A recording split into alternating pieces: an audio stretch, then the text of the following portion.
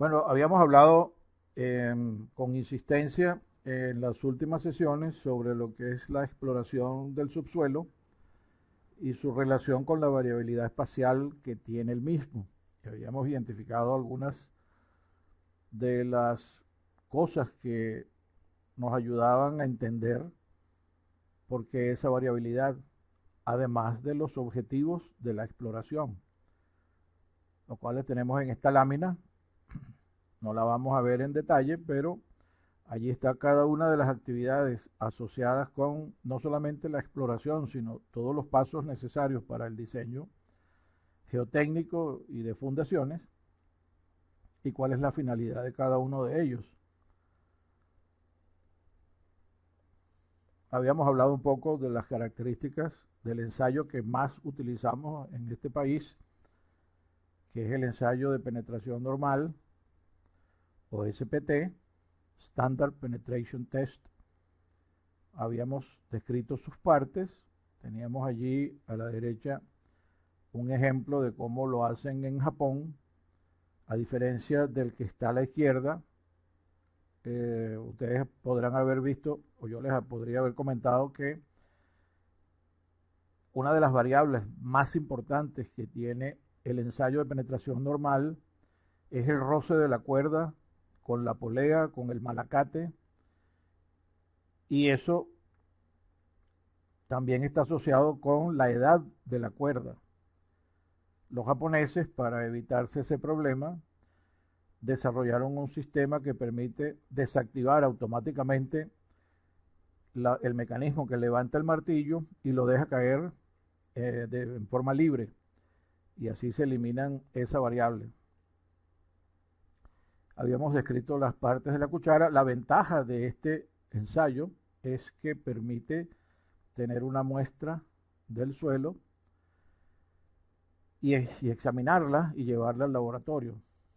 Por supuesto que esta es una muestra que es muy alterada porque este es un ensayo dinámico y algunos intentos en el pasado estuvieron orientados a tratar de asociarlo solo con la energía pseudoestática del martillo o la energía potencial del martillo, e inclusive propusieron usar un martillo más grande con una caída más pequeña,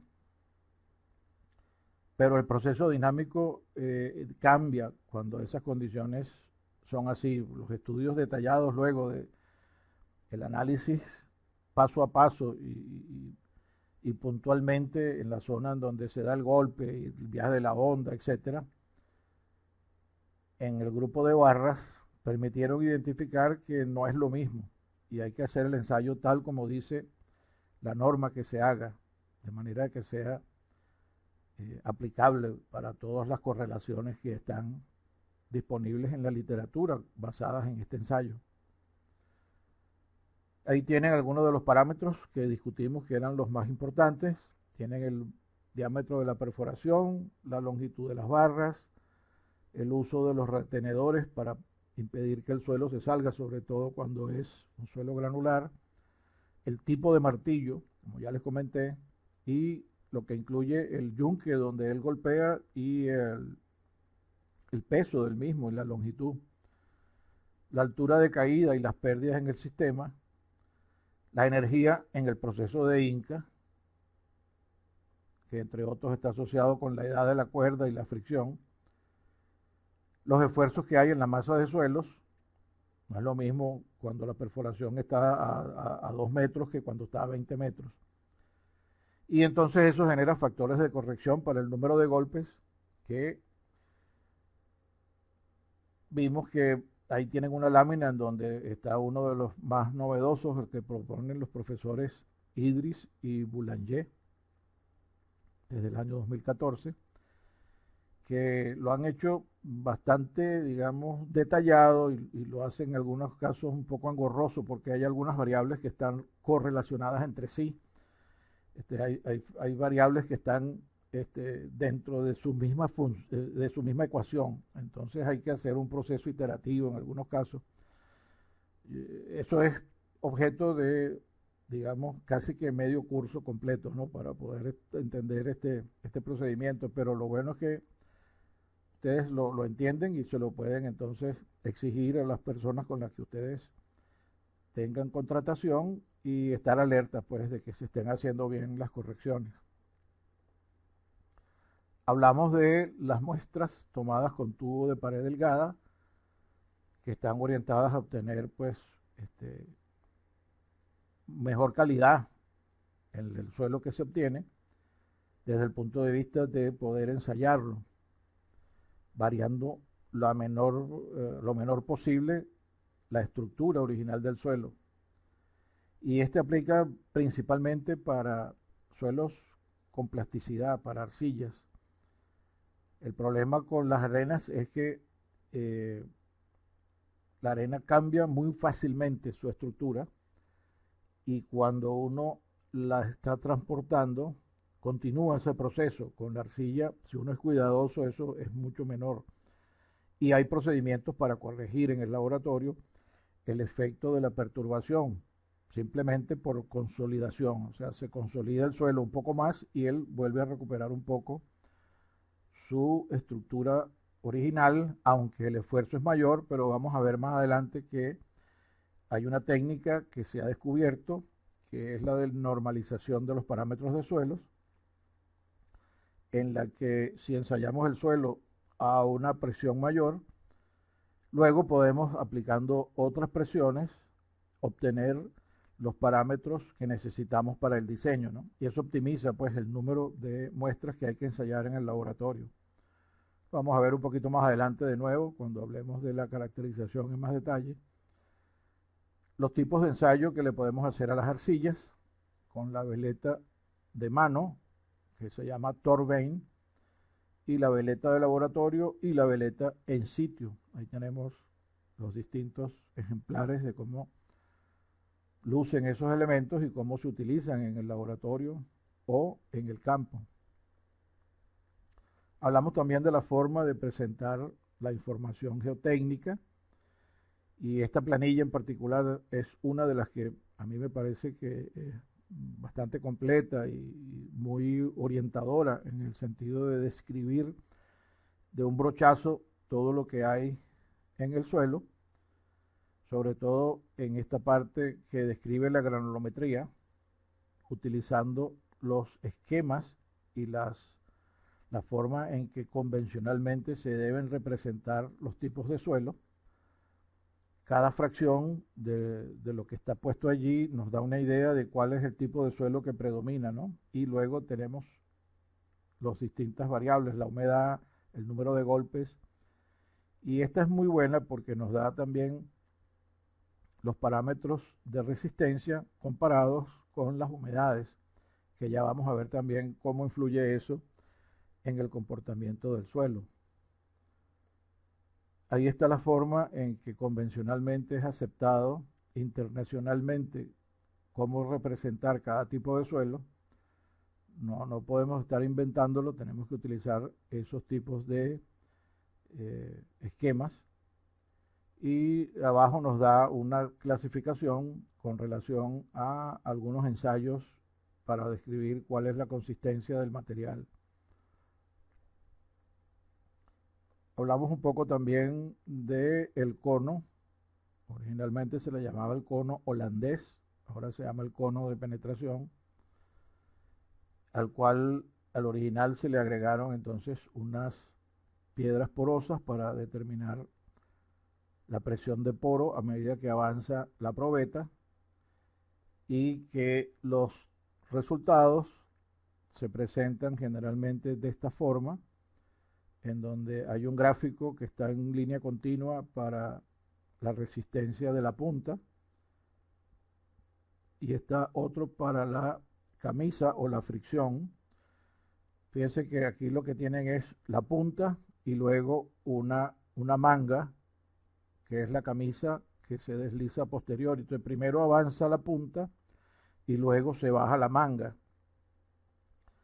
Y la resistencia que mide la punta se presenta de esta manera y la resistencia que da la penetración de la manga en esta forma, y también se presenta, aunque aquí no se ve muy bien, cuánto aumenta la presión de poros o cómo cambia la presión de poros a medida que avanzamos, y también otro parámetro que se llama la relación de fricción, que es simplemente la razón entre estos dos parámetros.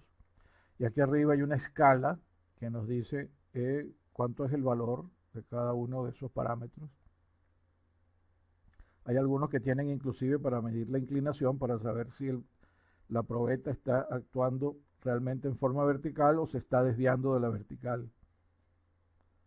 Luego, con la relación de fricción, que es la medida de lo que es la fricción dividida entre la carga neta en la punta, que es Q sub C neto, en porcentaje. Q sub C neto es restando la presión de poros, entonces es el esfuerzo, la resistencia a la fricción dividida entre el esfuerzo vertical efectivo. Y entramos en este gráfico y él nos describe en qué tipo de suelo estamos o esperamos que estemos trabajando. Y luego lo mismo se hace con la relación de presión de poros, el delta de la presión de poros dividido entre la carga de punta y la carga de punta promedio normalizada también nos permite establecer qué tipo de suelo, complementarias las dos, entonces nos permite identificar el tipo de suelo. Esto ha estado muy estudiado por bastante tiempo y estas se han ajustado. No me acuerdo si son las últimas, pero son las que más se utilizaban en la época en que yo trabajaba con estas cosas. Y ustedes pueden buscar en la bibliografía cualquier ajuste que le hayan hecho a esto. Yo les puedo dar una... Hay una nueva metodología que es un poco más sencilla que esta. Yo les voy a dar luego la referencia, la tuve revisando en estos días para otros fines. Y hay otros autores que han introducido algunas variantes a la forma de interpretar el suelo que son muy ventajosas. Aquí tienen más información con relación a la forma de interpretar el suelo. Y como hemos dicho, pues siempre es una interpretación, no hay una muestra de suelo. Por eso en muchos procesos de exploración para obras importantes, lo que se pide es que cada cierto número de conos se tome también un ensayo de penetración normal, de manera de tener ambas cosas, tener la interpretación del suelo y tener una muestra que permita verificar las condiciones del suelo, y en cada cierto tipo de suelo tomar muestras con tubo de pared delgada, por lo que nos interesa tener una muestra con menos alteración. Luego, con base en lo que les dije antes de la normalización de suelo, que hay una primera forma de hacerlo que la desarrolló el profesor Ladd y Foote, un colaborador de él, en donde la resistencia al corte sin drenaje para las arcillas puede ser categorizada con una constante, tanto para el caso del suelo normalmente consolidado, que es la que está a la izquierda, como para el suelo sobreconsolidado, que es la que está a la derecha. Esta metodología se conoce como SHANSEP, SHANSEP, como está arriba. Y eso viene por las siglas de, vamos a ver si me acuerdo, Soil History and Soil Engineering Parameters. Stress History and Soil Engineering Parameters. Eso es lo que significa SHANSEP.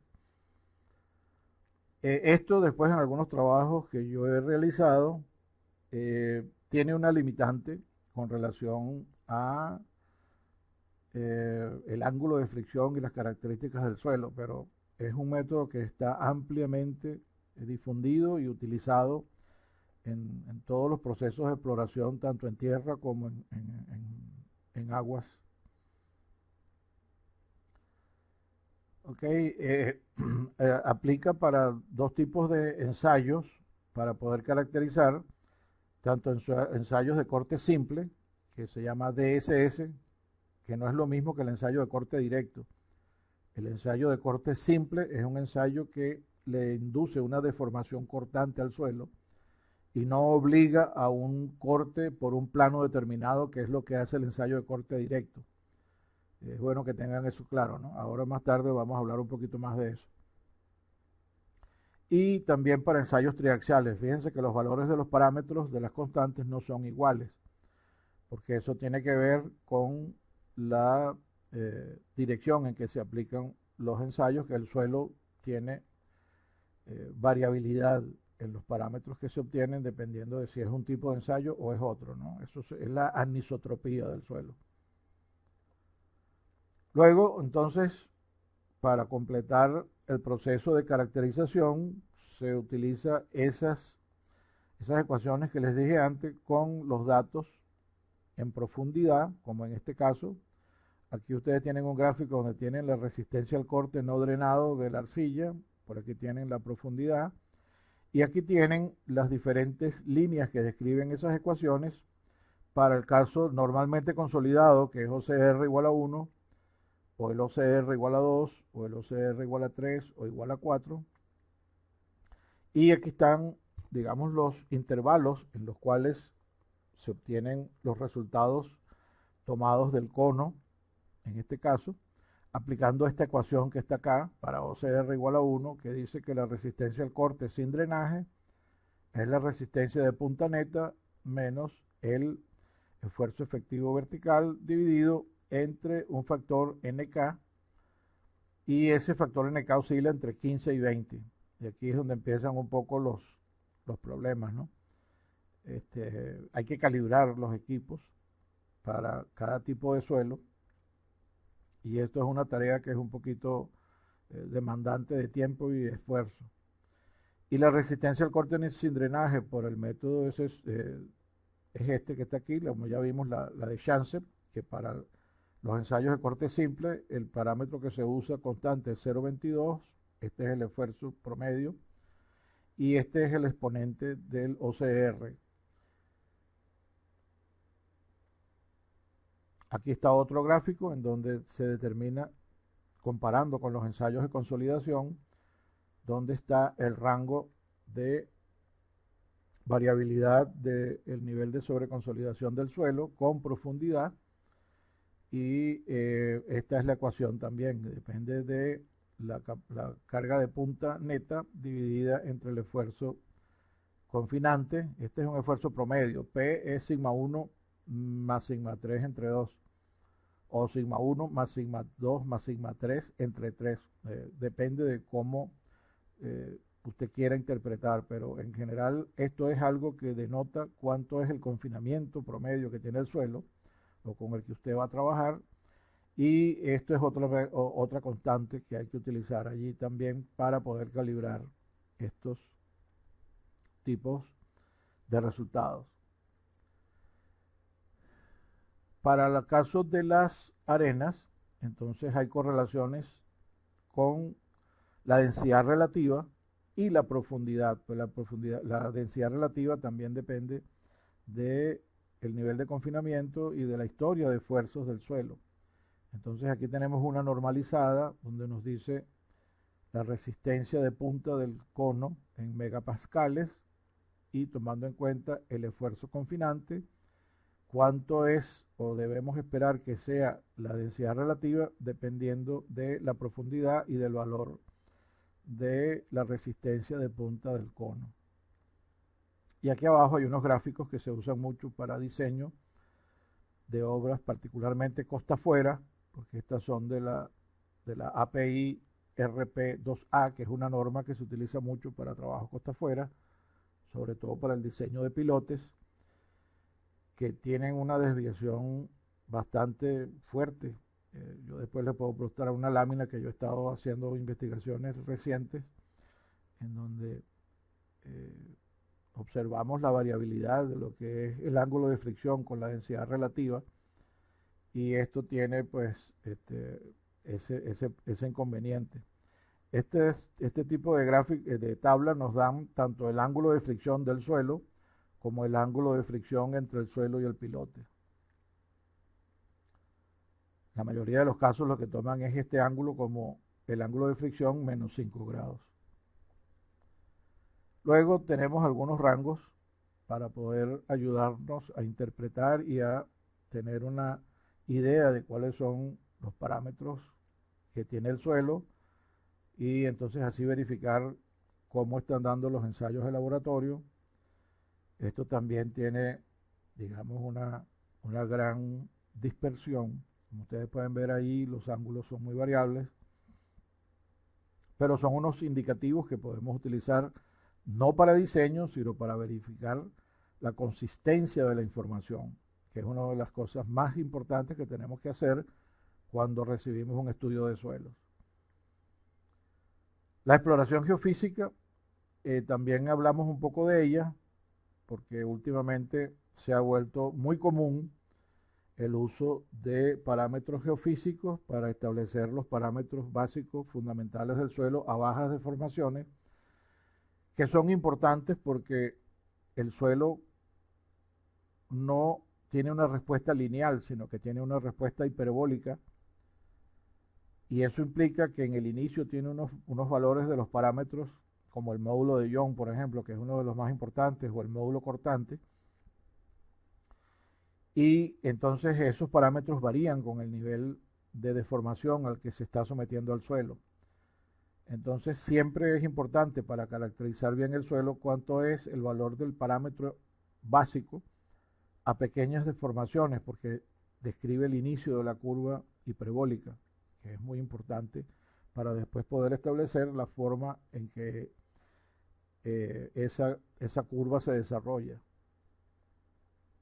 Eso lo podemos ver aquí. Este es el ensayo de corte simple, como les dije. Lo que hace es que se toma una muestra de suelo y se mete dentro de una membrana entre dos émbolos que se pueden desplazar tanto vertical como horizontalmente. Se le pone un esfuerzo confinante al suelo y luego se le aplica un esfuerzo cortante, y eso lo que hace es que deforma el suelo de esta manera, en donde el ángulo que forma con la vertical el desplazamiento que tiene el suelo es la deformación cortante que está aquí, y el valor del esfuerzo va creciendo entonces a medida hasta que llega a un nivel de saturación, y ese es el tau máximo que puede soportar el suelo. Aquí tenemos la representación de ese estado de esfuerzos, y el módulo inicial, que es el módulo de corte máximo, es el que hay al inicio de la prueba, por debajo del 3 por 10 a la menos 4%. Para el caso de un ensayo triaxial, tenemos esta otra configuración. Se pone una muestra dentro de una membrana, y lo mismo, tenemos un émbolo que aplica carga sobre la misma, y aquí lo que esperamos es que el suelo falle, y de una manera parecida a la que falla un cilindro de concreto cuando lo estamos ensayando. La diferencia es que aquí es confinado, porque la resistencia del suelo depende del confinamiento. Eso lo vamos a ver un poquitico más adelante. Pero la respuesta entonces también es una curva de hiperbólica. Esta curva también es hiperbólica, esta de respuesta. Y lo que les estoy indicando aquí es que hay un módulo al inicio y hay un módulo al momento del corte, y es muy distinto uno del otro. El módulo a la falla, igual que aquí, este es el módulo cortante en la falla, y este es el módulo máximo. Y aquí tenemos el módulo máximo también, y tenemos el módulo en la falla. Este es el módulo de Young, este es el módulo cortante. Entonces la exploración geofísica nos permite además tomar medidas de los valores de los parámetros sismoelásticos, que nos permiten caracterizar el suelo y el perfil geotécnico para diferentes aplicaciones, tanto desde el punto de vista estático como desde el punto de vista dinámico. Aquí tenemos otro rango de valores de la velocidad de las ondas de corte para describir el estado de algunos tipos de materiales, no solamente suelos, sino también de roca, como vemos aquí.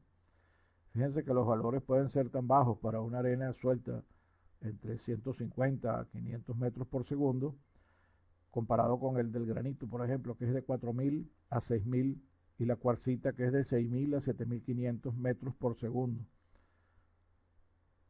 El concreto generalmente está alrededor de 4.000, 4.500 metros por segundo, dependiendo de la resistencia del concreto.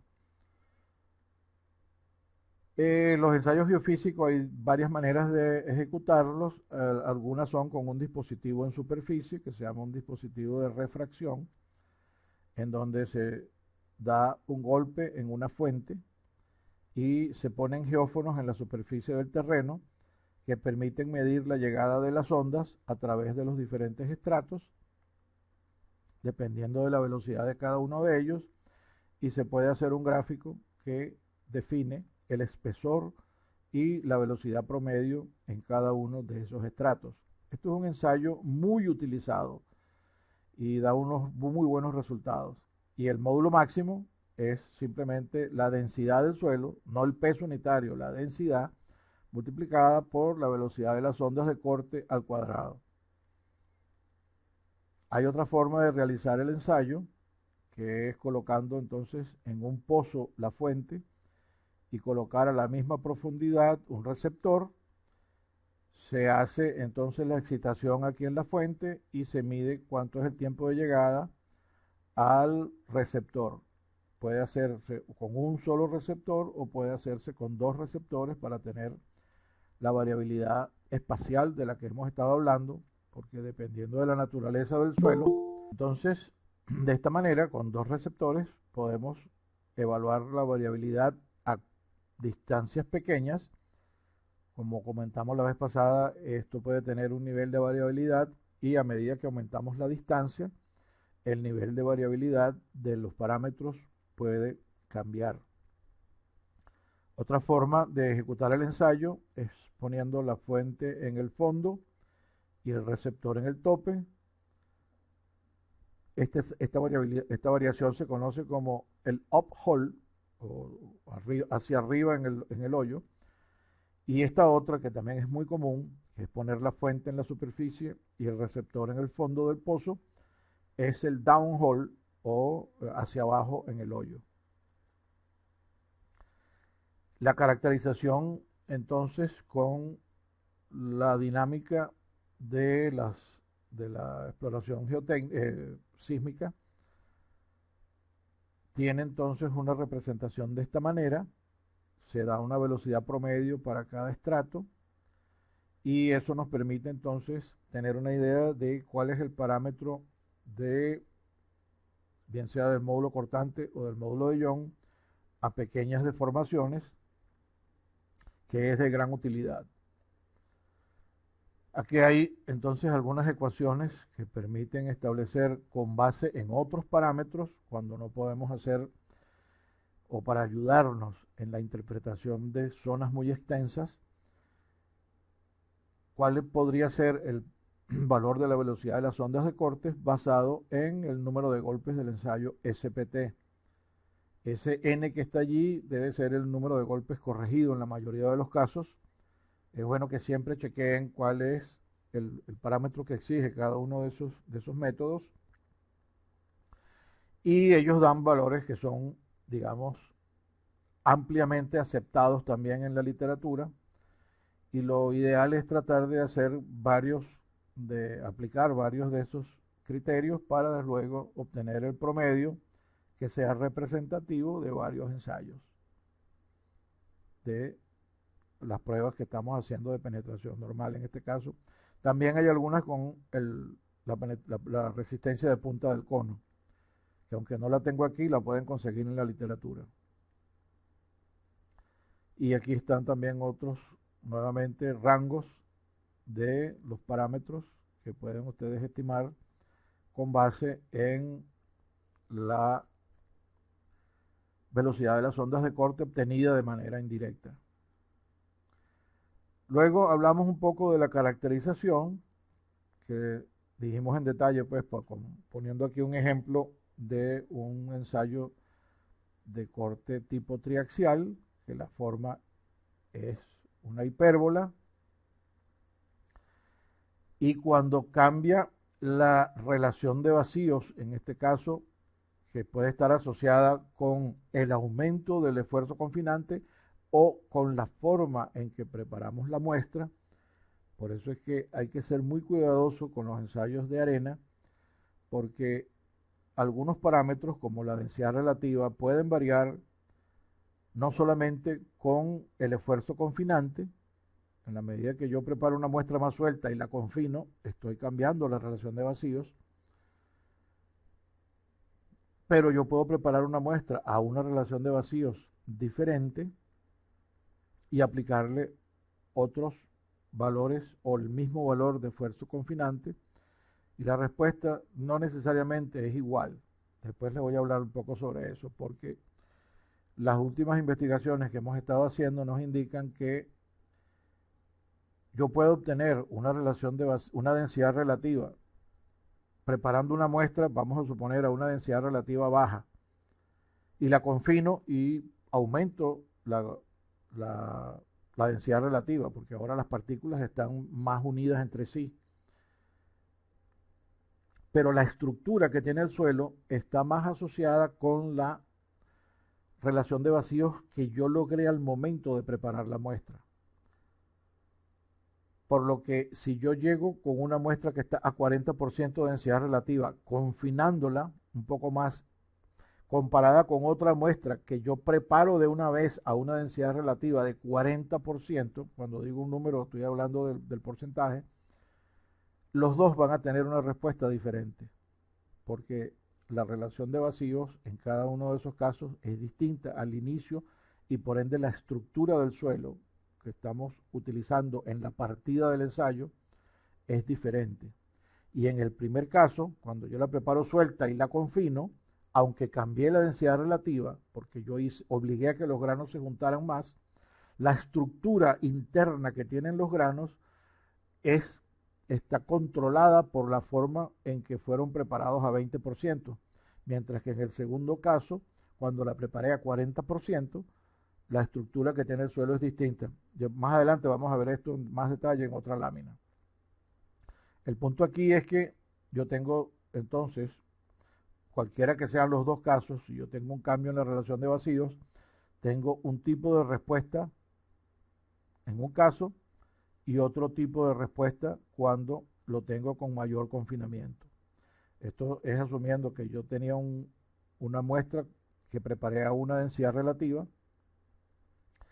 y esa densidad relativa me dio esta relación de vacíos que llamamos 0,834, y me da esta respuesta que es típica de un suelo suelto a una densidad relativa baja.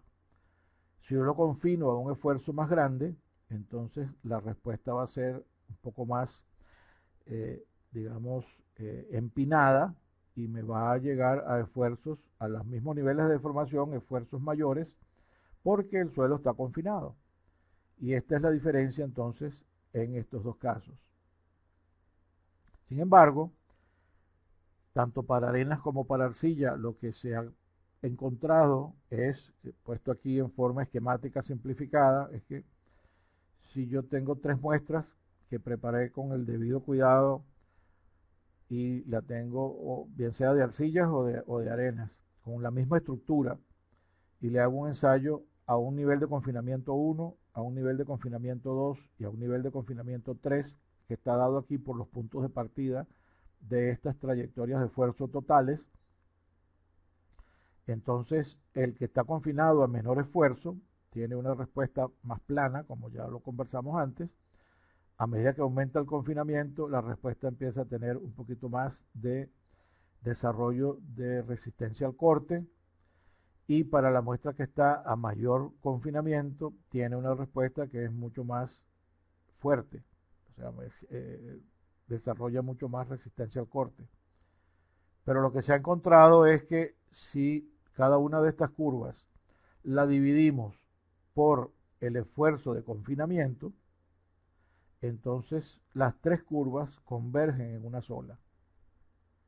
Y esta es una herramienta sumamente importante en la mecánica de suelos y en la geotecnia, porque entonces, como yo les decía, para corregir el efecto de la perturbación potencial que hubiese tenido la arcilla, vamos a suponer que la arcilla en el terreno tenía este nivel de confinamiento marcado acá para el ensayo T2, entonces para poder corregir el efecto de confinamiento, el efecto de perturbación, yo la confino a una presión más alta y la ensayo y divido la curva de respuesta entre el esfuerzo confinante y me da esta curva, que es la curva consolidada, normalizada.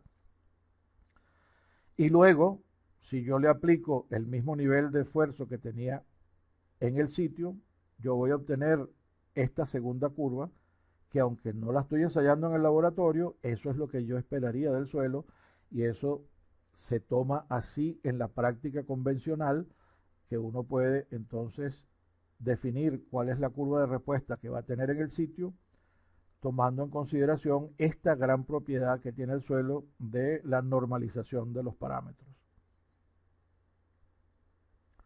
Aquí lo tienen de una manera más detallada y explícita, pero es el mismo ejemplo anterior. Y lo mismo sucede con el nivel de sobreconsolidación. Si para una muestra que está normalmente consolidada, esta es la respuesta cuando yo la consolido a un nivel de presión determinado, entonces cuando yo la he consolidado a un esfuerzo mayor, entonces resulta que la muestra desarrolla más presión de poro y al normalizar la curva, la respuesta que tenemos de los tres tipos de ensayos que pudiésemos haber realizado con este nivel de sobreconsolidación convergen en esta curva única. Fíjense que este es el esfuerzo normalizado por el esfuerzo confinante para la misma relación de OCR. Todas las muestras convergen en una sola, y cuando están normalmente consolidados, también todas las muestras que yo ensaye normalmente consolidadas van a converger en un solo parámetro, en una sola curva para el parámetro que estoy estudiando. Aquí tienen algunos ejemplos de algunos tipos de suelos tomados del libro de Lam y Whitman. Fíjense que aquí está metida la arcilla de Lagunillas y el limo de Lagunillas, además de la Kawasaki, la Weld y la arena de Libia, ¿no? Fíjense que al normalizar las curvas, estas son curvas normalizadas, prácticamente tenemos una sola curva para cada tipo de suelo. Ya hablamos de que es hiperbólica, la diferencia entre los dos casos, esto está repetido, vamos a seguir pasando. Esto es entonces un recordatorio de que el proceso que implica el método Shansep está relacionado con la normalización. ¿Por qué? Porque cuando uno normaliza el suelo, lo que está sucediendo es que todos los ensayos están respondiendo y están todos sobre una misma línea de falla. Y esa línea de falla está definida por el ángulo de fricción, que en este caso es el ángulo alfa, porque estamos trabajando con trayectorias de esfuerzo. Recuerden que la tangente de alfa es igual al seno de phi, que es el ángulo de fricción. O sea que al hablar de uno estamos hablando indirectamente del otro también. Entonces, si eso es así, lo que implica este proceso de normalización es que todas las muestras están fallando sobre la misma línea o envolvente, y que entonces la constante que va a hacer esto es la constante del ángulo de fricción, porque todas las muestras caen en el mismo ángulo de fricción. Entonces, tengan eso en mente cuando ustedes estén interpretando que todo esto responde es porque el suelo es normalizable. Ahora bien, ya vimos lo que está relacionado con las cargas estáticas. En las cargas cíclicas ocurre algo parecido. Lo único es que al descargar y volver a cargar, como implica este proceso, nosotros cargamos la primera vez, pero al descargar el suelo no descarga linealmente, sino que también descarga por una una curva distinta a la línea del módulo, y lo que hace es que si lo descargamos a unos valores preestablecidos, se forma un lazo de lo que se llama histéresis, que está relacionado con la energía que el suelo está disipando durante el proceso de carga. Esto se utiliza muchísimo también, y ya vamos a ver una de las aplicaciones que tiene esto, sobre todo para la estimación de la degradación del módulo. Es decir, a medida que cargamos el suelo y lo descargamos, el módulo depende del nivel máximo de deformación cortante o de deformación axial, si estamos en el otro caso, que se alcanzó. Entonces, la degradación de pasar de este valor de módulo a pequeñas deformaciones al valor del módulo a este otro valor de deformación están relacionados con la energía que se disipa, y eso es lo que está indicándonos esto que está aquí. Yo he marcado aquí este 3 por 10 a la menos 4% como valor umbral, como vamos a ver más adelante, de lo que es el desarrollo de presión de poro para las arenas y los suelos granulares en general. Eso quiere decir que por debajo de una deformación cortante de 3 por 10 a la menos 4%, el suelo podemos considerar que se comporta elástico y no tiene exceso de presión de poros durante el proceso de carga, pero que al sobrepasar este nivel vamos a tener entonces un proceso de acumulación de presión de poros. Ok, seguimos. Y aquí está el gráfico que yo les decía, que dependiendo del nivel de esfuerzo cortante al que le apliquemos al suelo, dependiendo de la plasticidad del suelo, y aquí entonces fíjense que los parámetros índices empiezan a jugar un papel importante. En la medida de que el suelo tiene más plasticidad, se comporta de una forma elástica para valores más grandes de la deformación cortante.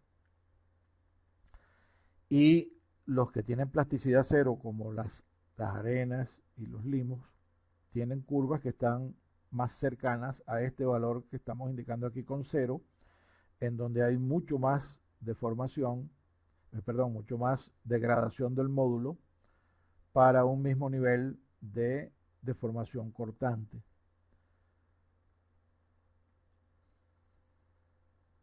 Esto también aplica para el caso de el módulo de Young, porque el módulo de Young y el módulo cortante están relacionados uno con otro con el coeficiente de Poisson, que tiende a ser una constante para cada tipo de suelo.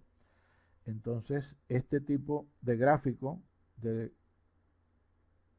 degradación del módulo cortante también aplica para el módulo de Young. Lo único es que cambiar este parámetro por la deformación axial. Este servidor lo hizo para algunos ensayos de los que les mostré antes, que estaban en el libro de Lambis-Whitman, y encontré que para algunos de esos ensayos, este en particular, fíjense que la degradación del módulo también sigue un efecto similar al que vimos para el módulo cortante, y aquí está más o menos la equivalencia entre los dos. Para hallar la equivalencia entre estos dos módulos hay una forma tricky de hacerlo, yo después se los puedo explicar, pero ahorita no es el objeto de este trabajo, de esta sesión. Lo importante es que aplica para ambos casos, para ambos tipos de módulos. Y ahora vamos a entrar un poquito en lo que era la consistencia de los parámetros del suelo, porque todos los parámetros del suelo están correlacionados entre sí. No es posible que yo cambie un parámetro y deje los demás constantes. Si yo cambio el confinamiento, estoy cambiando también la densidad o el peso unitario del suelo, y eso tiene implicaciones. Estoy cambiando el nivel de confinamiento, estoy cambiando la capacidad que tiene el suelo de responder, por lo tanto estoy cambiando los módulos, estoy cambiando el contenido de humedad porque al confinar más el suelo baja el contenido de humedad, ya vamos a hablar un poquito de eso, y si lo descargo, también entonces estoy cambiando una condición de normalmente consolidado a sobreconsolidado, y eso también tiene implicaciones porque en la medida que yo descargo, el suelo rebota elásticamente.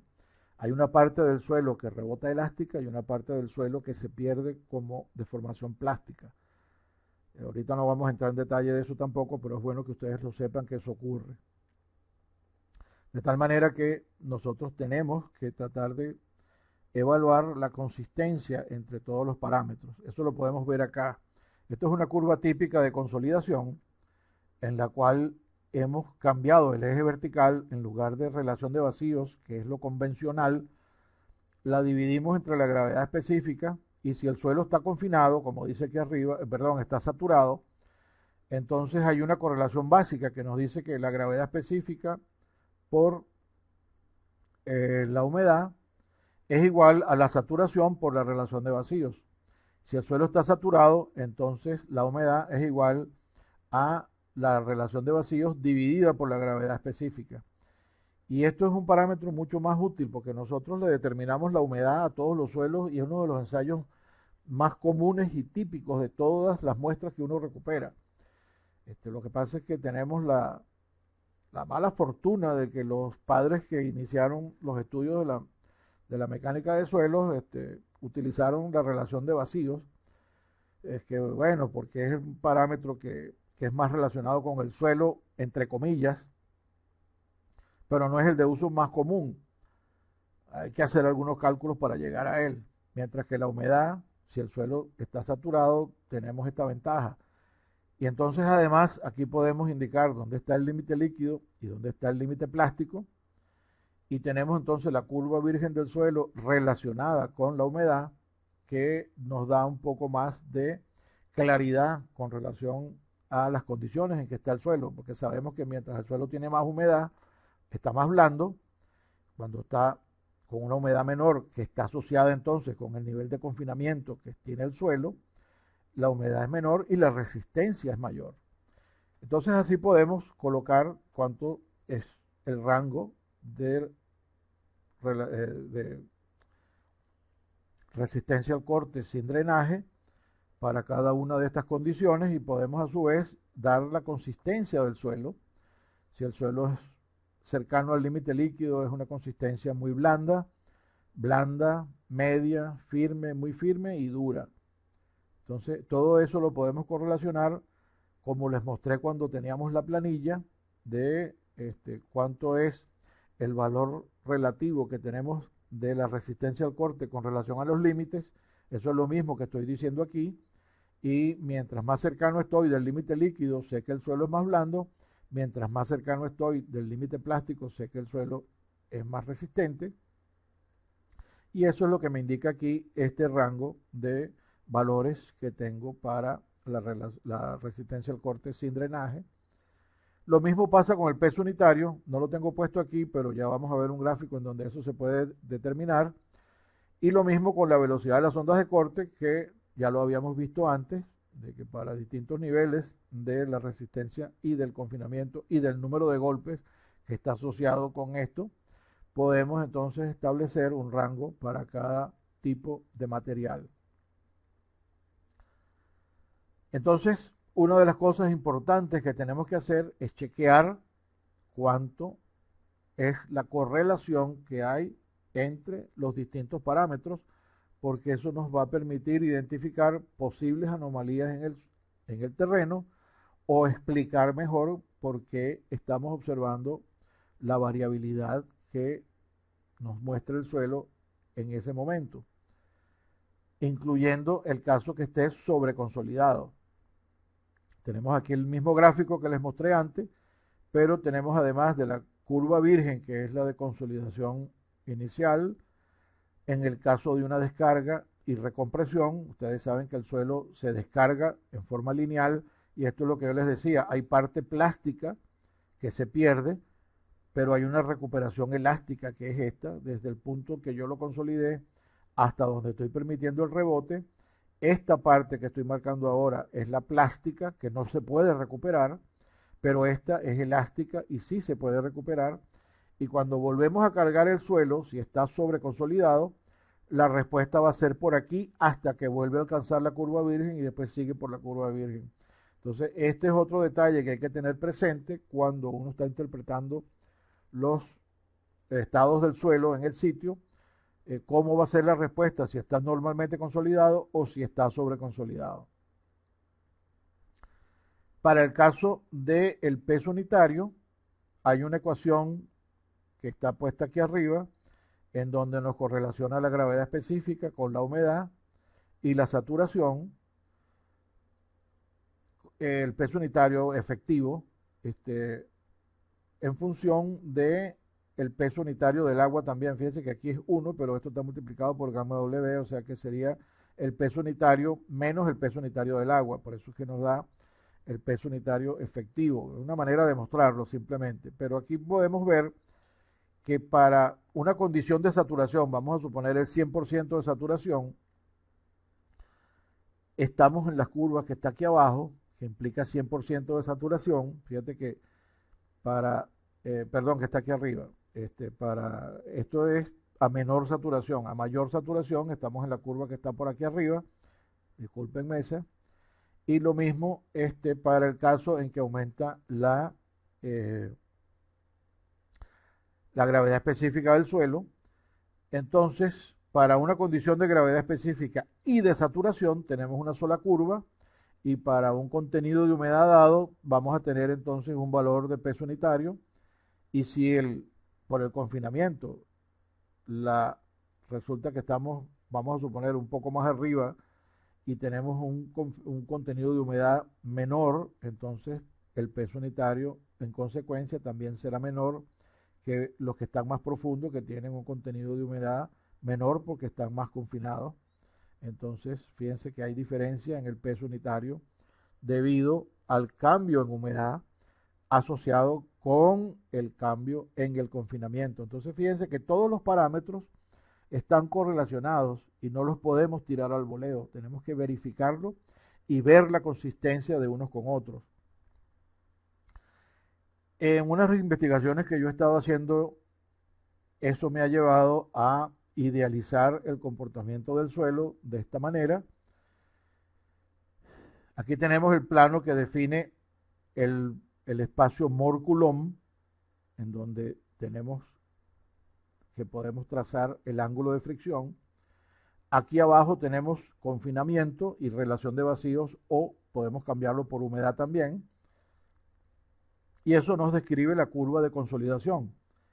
Entonces, fíjense que para cada nivel de consolidación yo voy a obtener un valor de esfuerzo asociado con el ángulo de fricción.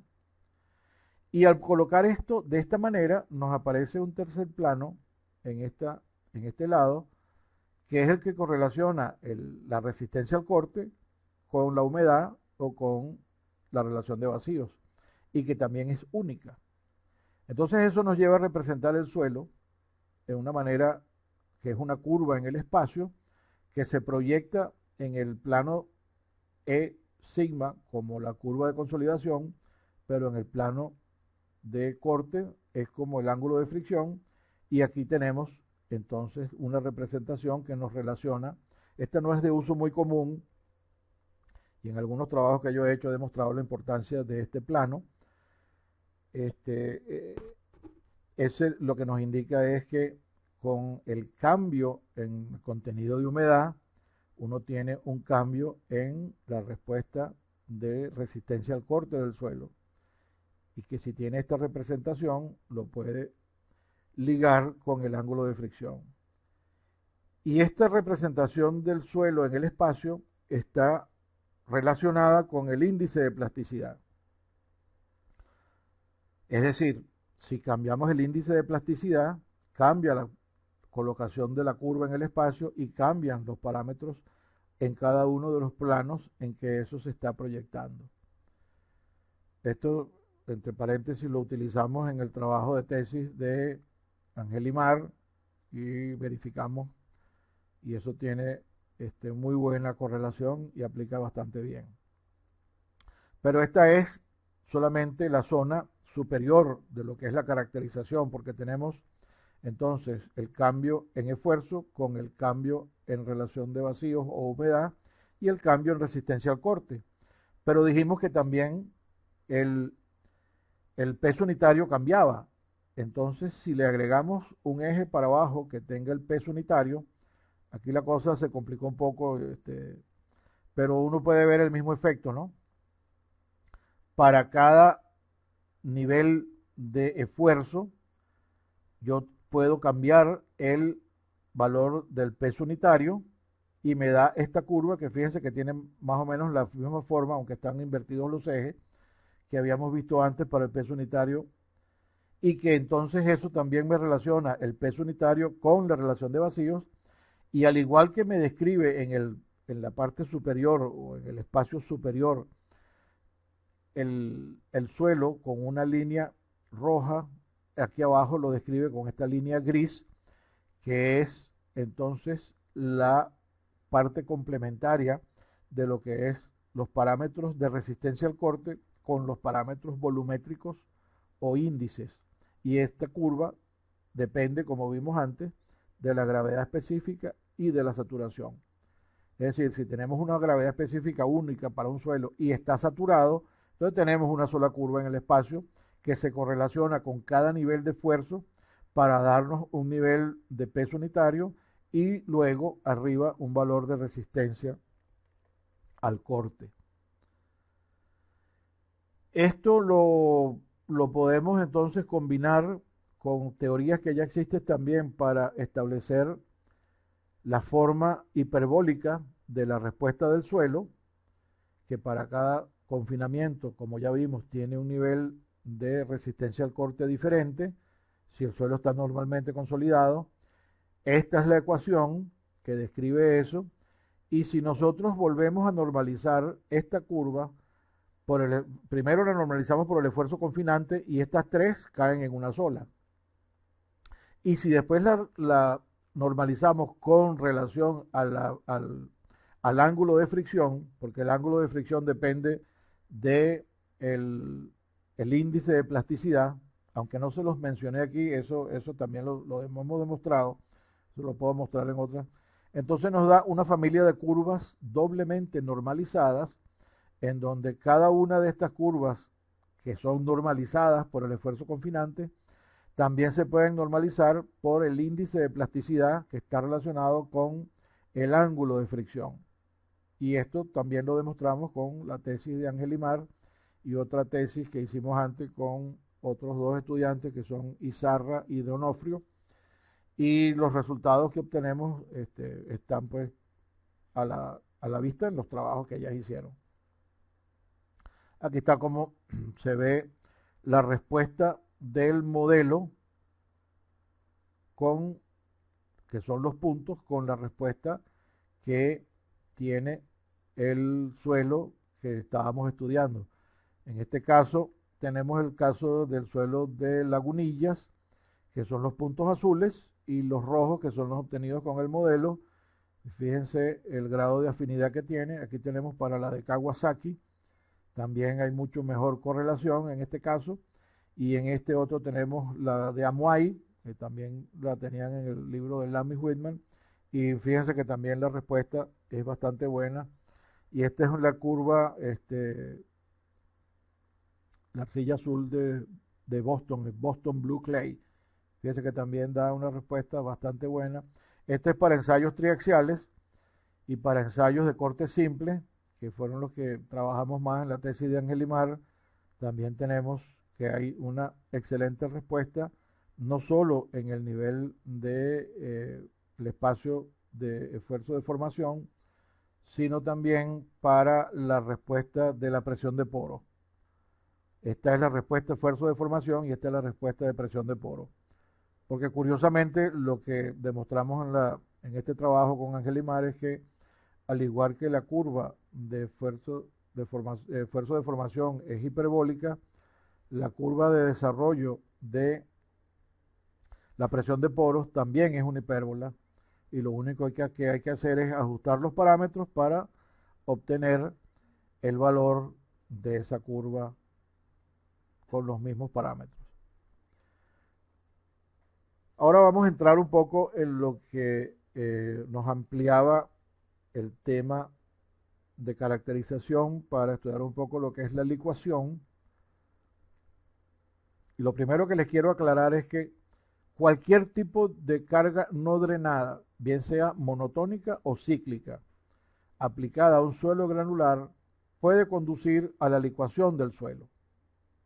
No es nada más por los terremotos, es cualquier carga que por la velocidad de la carga, como dice aquí en lo que está subrayado, o por la baja conductividad hidráulica del suelo, permite que durante el proceso de carga se acumule presión de poro, puede generar el proceso de licuación o de falla por flujo, que es pérdida de resistencia al corte, o que la presión de poro puede igualar a los esfuerzos confinantes. Y eso lo vemos aquí a la derecha. Cuando tenemos un grupo de partículas que están en contacto debido a los esfuerzos que tiene el suelo, cada una de estas flechas blancas indica el nivel de esfuerzo que hay en los contactos. Pero si el agua que tenía una presión de poros inicial de este tamaño, después por alguna razón durante el corte aumenta a este valor, eso lo que produce es una separación neta y una reducción de las cargas que están en los contactos.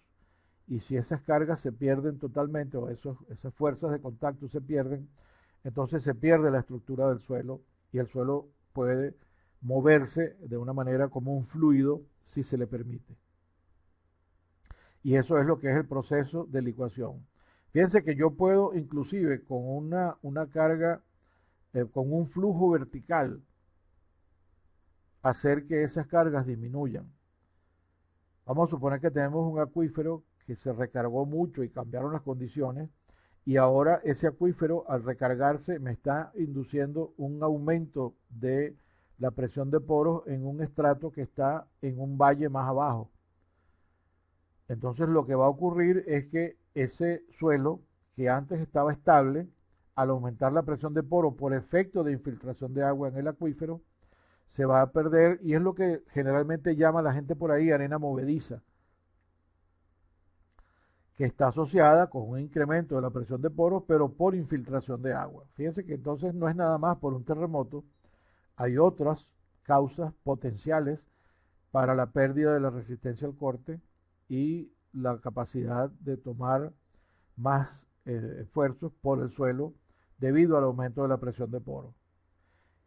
Nuevamente les recuerdo que al sobrepasar el umbral de 3 por 10 a la menos 4%, empieza a acumularse presión de poros por procesos de corte, aquí sí es debido al corte, y eso genera entonces el mismo tipo de acumulación de presión de poros y reducción de los esfuerzos entre las partículas. Lo que pasa es que también estos otros fenómenos no son los más frecuentes, y los que sí son más frecuentes y nos llaman la atención y son los que saltan a la vista más rápidamente, están asociados con la ocurrencia del sismo, porque la carga del sismo es muy rápida comparado con la velocidad que el suelo puede drenar el exceso de presión de poro, y se pueden formar entonces distintos tipos de manifestación del fenómeno de incremento de presión de poro, que casi todos los llamamos como licuación, pero que son distintos. Este es un caso de pérdida de capacidad de soporte, porque la arena perdió la capacidad portante.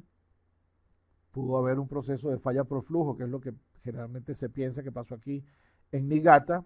Se perdió toda la verticalidad de los edificios. Fíjense que el de atrás también está inclinado, y este está inclinado de una forma sumamente fuerte, que permite que las personas caminen por la fachada para sacar sus enseres. Esto es otro proceso asociado con los incrementos de presión de poro, que también se conoce como licuación, pero esto está relacionado con los movimientos relativos de las masas de bloque, de los bloques de masa de suelo por encima de las zonas en donde hubo mayor incremento de presión de poro y que genera entonces este tipo de grietas. Esto se llama desparramamiento lateral o lateral spreading, como lo llaman en inglés. Y estos son los volcanes de arena. Esto es en Japón y esto es en Boca de Tocuyo, en Venezuela, en 1989. Se formó licuación o un incremento importante de presión de poros que se liberó por grietas que había en el suelo y generaron estos volcanes de arena.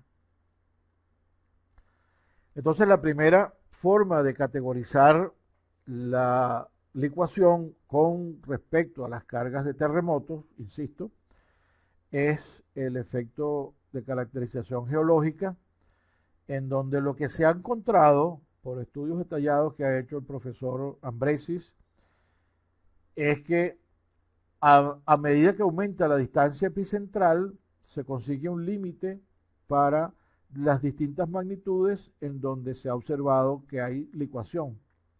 Por ejemplo, para magnitud 7 se ha encontrado que hasta 100, ciento y tantos kilómetros es el límite. Más allá de eso, los casos estudiados han dado que no hubo licuación.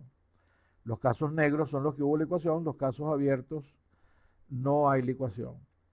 Mientras que si la magnitud es 6, por ejemplo, es hasta unos 20 kilómetros. Más allá de 20 kilómetros no se aprecia licuación. Y si la magnitud es 5, es hasta los 2 kilómetros más o menos. Más allá de 2 kilómetros no hay licuación.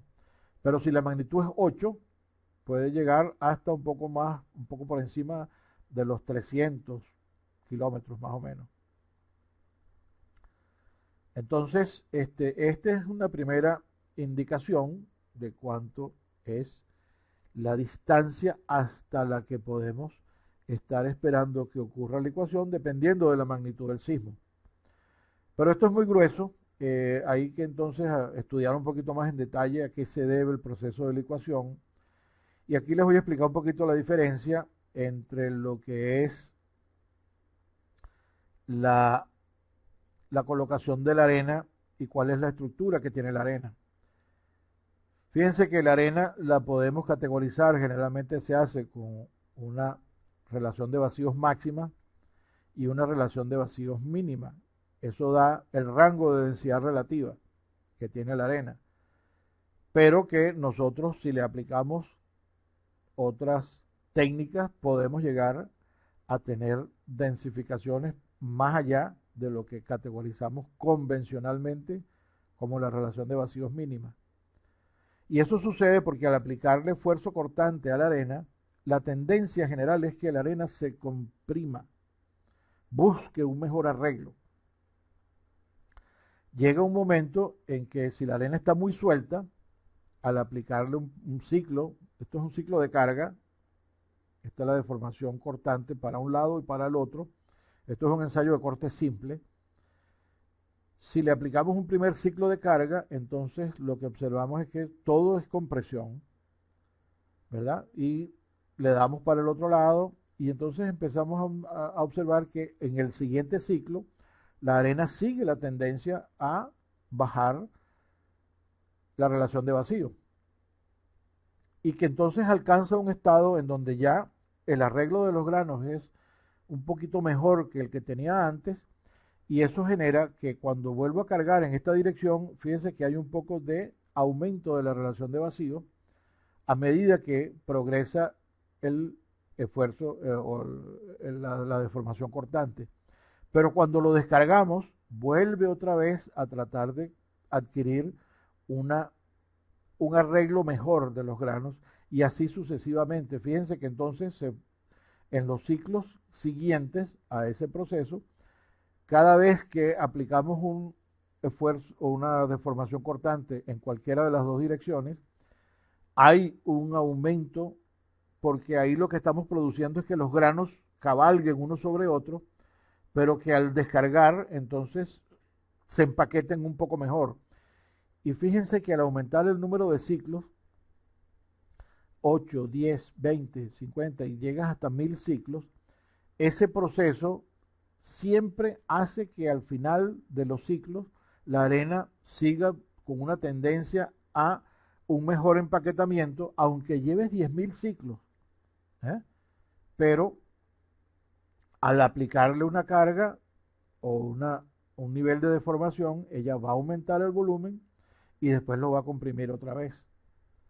Ese efecto de que la arena siempre tiende al final de cada ciclo de carga reducir su volumen, también ocurre con la carga que pudiésemos estar haciendo en forma monotónica. Esto no es nada más debido a la carga cíclica. Eso también lo podemos hacer en un ensayo triaxial. Aunque estemos aplicando una carga monotónica, en la medida en que aumenta el confinamiento, podemos observar, ya lo vamos a ver, un efecto de esto que estamos viendo aquí. Entonces, ese efecto acumulado de tendencia al cambio de volumen, siempre aumentando el empaquetamiento o disminuyendo los espacios vacíos, hace que, si eso ocurre demasiado rápido, se genere un exceso de presión de poro. Y eso es lo que hace entonces que nuevamente disminuyan los contactos entre las partículas y haya una tendencia a que el suelo se pueda mover como un fluido. Eso conduce entonces a una forma de caracterizar las arenas, que la primera la propuso Casagrande, que es esta que estoy marcando aquí a la izquierda, en donde si colocamos por aquí el logaritmo del esfuerzo confinante en el estado residual, que es el estado en donde la arena perdió la resistencia al corte, y esta es la relación de vacíos, dependiendo de dónde nos ubiquemos con relación a esa recta, que después les hablaré cómo se determina esta recta. Si estoy a la derecha de esa recta, voy a tener un comportamiento como el que tenemos aquí al inicio. Estoy con un comportamiento puramente contractivo. Si estoy muy cerca, tengo un comportamiento parcialmente contractivo, es decir, en un momento lo tengo, la arena se comprime y luego se expande, que es más o menos representativo de lo que empieza a ocurrir en esto. Se expande y luego se contrae. Y si estoy a la izquierda, tengo un proceso que es puramente expansivo o dilatante. ¿Okay? Que la muestra, al cortarla, lo que está ocurriendo es esto, pues que si la corto, ella aumenta la relación de vacío. Eso genera entonces esta descripción de esta curva de estados residuales, es esta misma curva que está aquí en el espacio. Tiene una representación parecida a la que les mostré antes que yo estoy trabajando, en donde aquí está el esfuerzo confinante, aquí está el esfuerzo cortante y aquí está la relación de vacío, y hay una muestra, una línea en el espacio que describe el comportamiento de la arena para la condición de licuación. Fíjense que es algo más o menos parecido a lo que teníamos para la arcilla, pero en este caso es para la arena. Sin embargo, esto es en la condición de licuación. Tienen que tener cuidado. Eso define en el plano PQ, entonces una zona que es esta zona, que es la envolvente de los estados residuales de la arena, y hay una zona en donde puede ocurrir la licuación. ¿Okay? Cuando la trayectoria de esfuerzo alcanza esta zona, bien sea en forma cíclica o en forma monotónica, va a ocurrir entonces un potencial cambio en la estructura de la arena que está relacionado con el estado de licuación. ¿Cómo se puede ver esto en cargas monotónicas?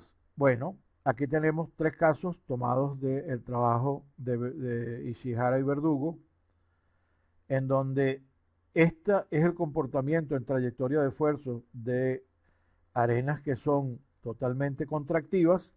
Ellas alcanzan un pico máximo que está asociado con lo que se llama la línea de transformación de fase. Después yo les explicaré qué es eso, pero ahorita tómenlo como una verdad, y que a partir de allí la arena pierde la resistencia al corte y cae a un estado residual que está sobre la línea o envolvente del estado residual que yo les hablé antes. Cuando la muestra es parcialmente contractiva, entonces tiene una zona que es contractiva, pero llega a la línea de transformación de fase, y sigue entonces bajando, pero luego al llegar aquí ella aumenta un poco. Fíjense que aquí hay un pequeño codo que casi no se nota, pero que entonces define que tiene una parte contractiva y otra dilatante o expansiva. Y cuando es más cercano, está más del lado dilatante. Fíjense que la parte contractiva casi ni se nota, y lo que hay es entonces un proceso de, de expansión de la arena hasta llegar al estado residual. Las curvas de esfuerzo de formación, fíjense que aquí son prácticamente asintóticas, pero en estos otros dos casos tienen un pico y una caída de la resistencia hasta el valor en donde se consigue la deformación a volumen constante, que es más marcado cuando la muestra es contractiva que cuando es parcialmente contractiva.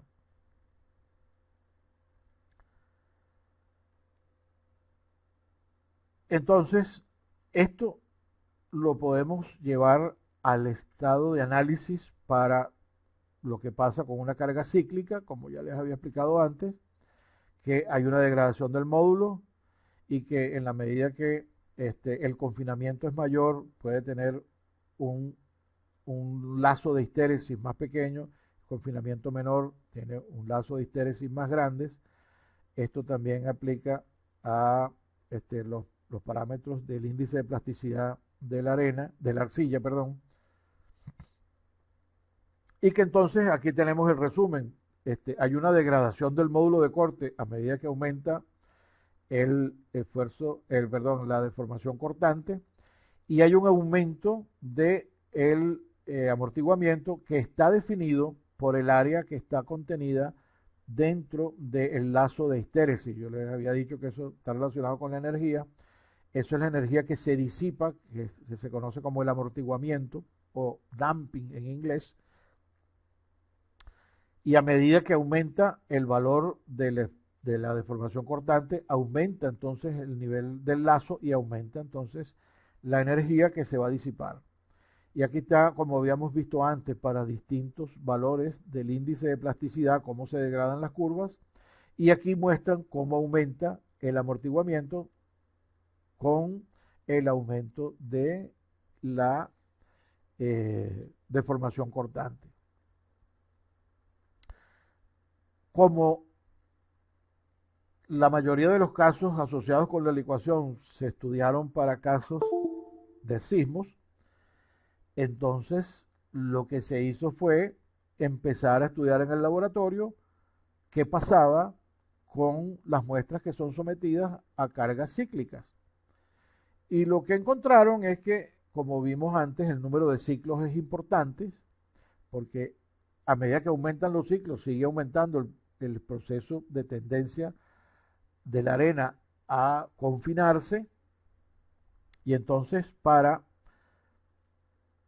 un número determinado de ciclos, vamos a suponer que tenemos este número determinado de ciclos, a medida que aumenta el esfuerzo confinante, necesitamos un esfuerzo, que podemos alcanzar un nivel mayor de esfuerzo aplicado a la muestra, ¿ok? Porque eso está relacionado con la curva de respuesta que depende del confinamiento.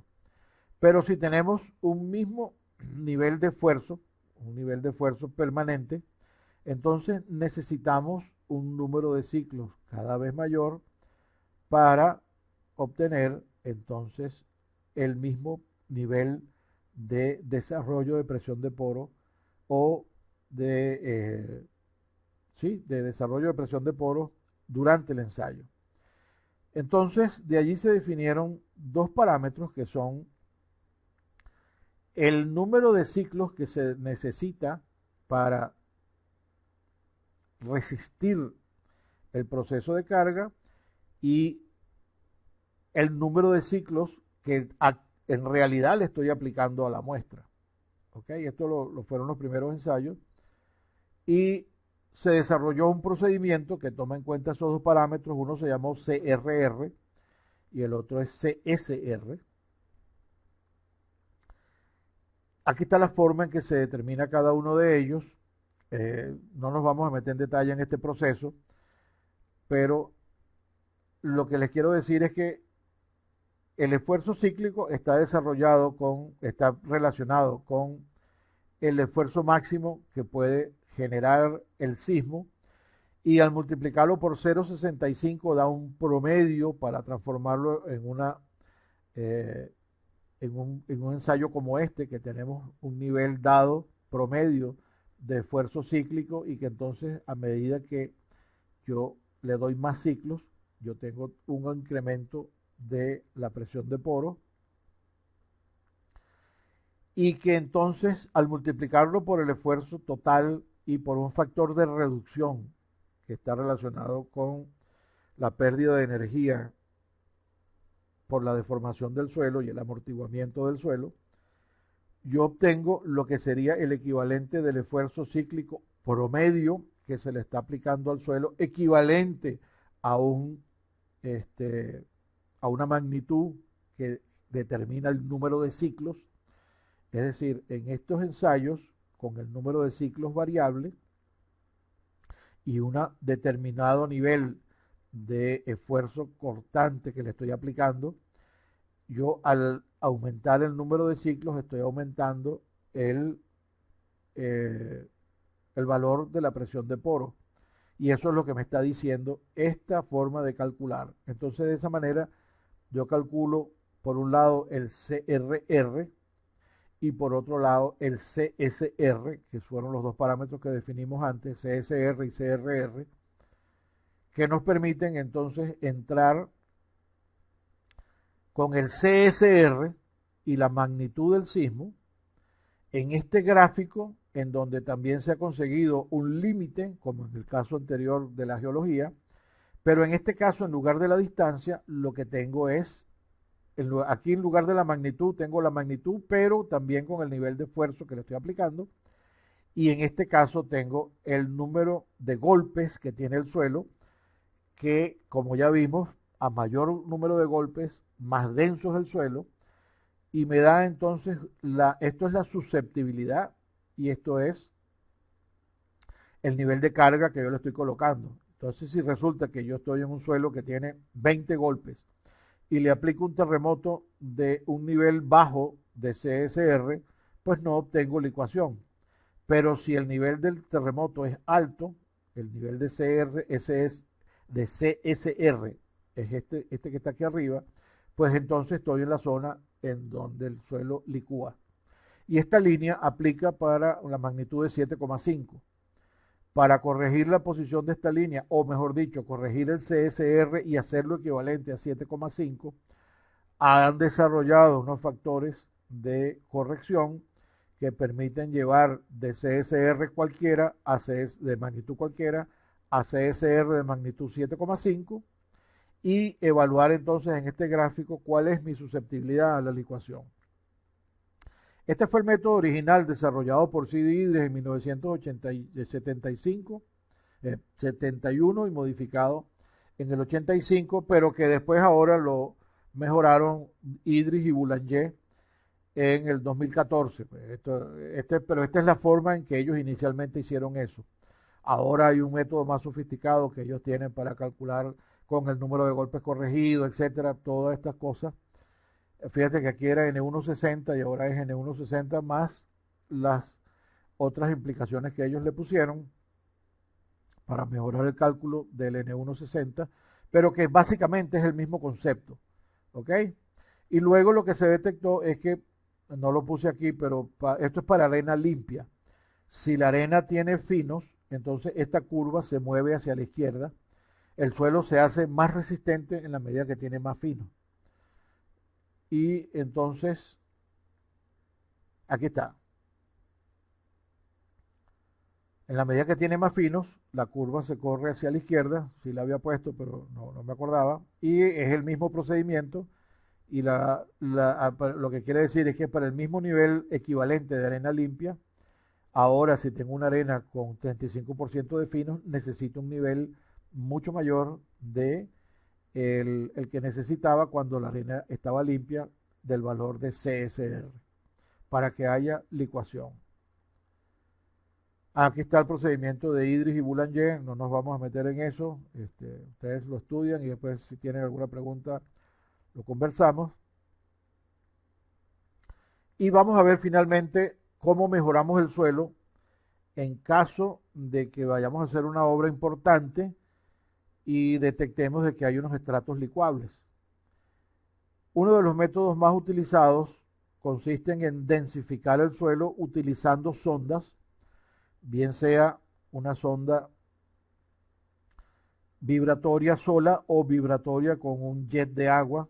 En ambos casos se hace entonces la penetración de la sonda y se va agregando material de tal manera de que al introducir este material y el efecto vibrador de la sonda se densifica lateralmente al suelo. Aquí está en los dos casos cómo se va logrando eso. Pero también tenemos, este es el mismo proceso de carga de vibroflotación que se llama, un poquito más esquemático que el anterior. Aquí tienen una distribución de lo que es la forma ideal de hacer el patrón de colocación de los distintos puntos para hincar la probeta o la sonda que logra la densificación y la aplicabilidad dependiendo de la granulometría del suelo. Hay otra técnica que es la de compactación dinámica, que consiste en dejar caer un peso desde una altura determinada que uno puede calcular con unas ecuaciones que tienen aquí y que produce entonces el efecto de generación de ondas que densifican por el efecto de que cada onda es una onda de compresión y puede haber ondas de corte también generadas allí. Y aquí tienen más o menos cómo se ve la forma en que esto se aplica. Eso produce una densificación del suelo por debajo de la zona en donde se está aplicando la carga y que disminuye con la profundidad, porque en la medida que viaja la onda baja su energía y produce una menor densificación, de tal manera que la mayor densificación se obtiene en las zonas más superficiales. Fíjense un detalle aquí de que estos lo están haciendo de una forma lineal, una hilera y después otra hilera por detrás, pero estamos viendo que son seguidas una detrás de la otra. Esto desde el punto de vista del rendimiento del equipo es lo ideal, pero desde el punto de vista de densificación del suelo no es la mejor. Ya yo les voy a explicar más adelante cuál es una mejor manera de hacer esto. Le baja un poco la eficiencia para los equipos en el sitio, pero aumenta la efectividad del procedimiento y además evita, de esta manera, cuando uno está haciendo esto de esta forma, cuando haces esta línea, esta ya está densificada. Entonces, al hacer esta, el suelo que está aquí está bastante densificado, pero el que está de este otro lado no. Entonces hay un desplazamiento relativo del suelo en esta dirección. Y si seguimos haciendo líneas así, vamos a tener entonces que al final vamos a tener un movimiento importante en la zona hacia la cual se está haciendo la secuencia de las líneas. Y eso puede ser perjudicial si usted tiene obras en esta otra zona o si tiene alguna limitación para los desplazamientos del suelo. Aquí también tienen más detalles que les pongo allí para que vean la aplicabilidad. Y esta es finalmente, para concluir la sesión de hoy, la que nosotros hemos demostrado en pruebas de campo que es la más eficiente. Primero se hace una primera línea, como estaba puesto allí, pero haciendo una, saltando la otra y después volviendo atrás. Luego volver a hacer una y luego volver atrás y así sucesivamente. Es decir, hacer cada dos puntos uno y después volver al anterior para rellenarlo. Eso tiene el efecto de que al compactar aquí y al compactar aquí, cuando yo vengo al centro estoy densificando mucho más el suelo que está aquí, porque esto es una barrera y esto es otra barrera para la densificación del material que está contenido aquí. Al finalizar esta línea, entonces me voy y salto una línea y hago el mismo procedimiento, ¿ok?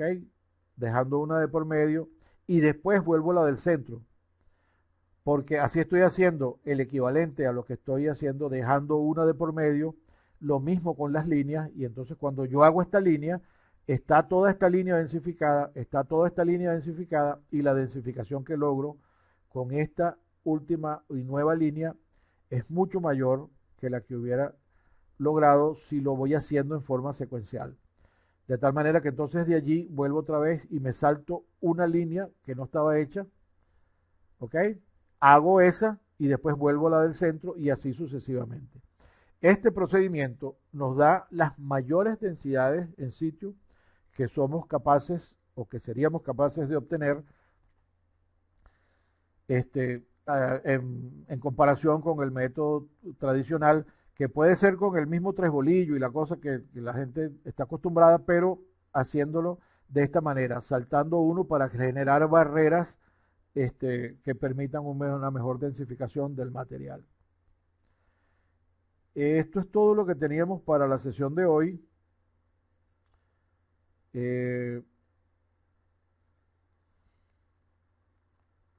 Si tienen algún comentario, quieren conversar sobre algún detalle, pueden hacerlo ahora.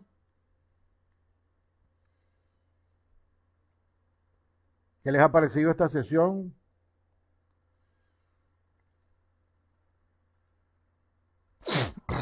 Profesor, me pareció muy interesante. Quisiera preguntarle algo. Creo que han descrito últimamente que se ha hecho bastante, no voy a decir publicidad, pero se ha tocado el tema del terremoto de Caracas, ¿verdad? Porque han pasado ya una cantidad de años considerable en los que se piensa que puede ocurrir otro. Y se habla, si no me equivoco, es de la zona de los Palos Grandes, ¿sí? Donde hubo en el terremoto del 60 un problema. Y quisiera saber si el problema es ese que presentan los terrenos de licuación o licuefacción.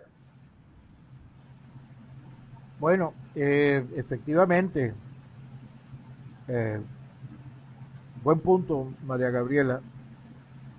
La zona de los Palos Grandes es una de las zonas que tiene, digamos, un efecto de amplificación del terremoto, que es un tema aparte que no hemos cubierto aquí.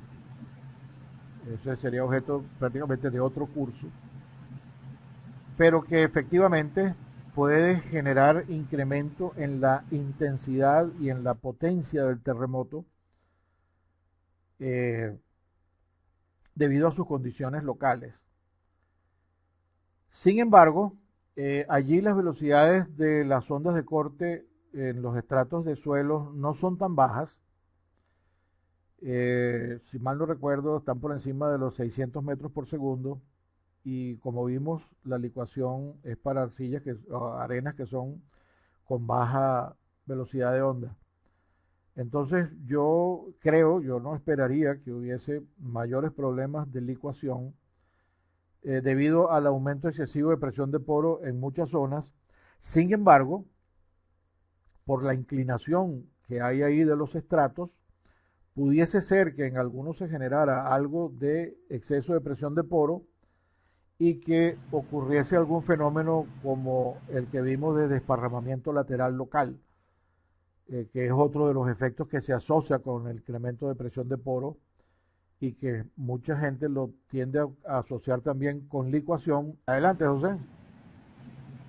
No, profe, cuando yo hice la tesis de grado, hice mi tesis en esa área de liquefacción. Realmente he visto que de allá para acá ha cambiado bastante. Ha habido, está como más detallado todo, ¿no?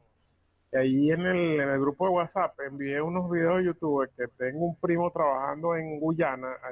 Él está en una obra de una termoeléctrica de 500 megavatios que está haciendo Guyana.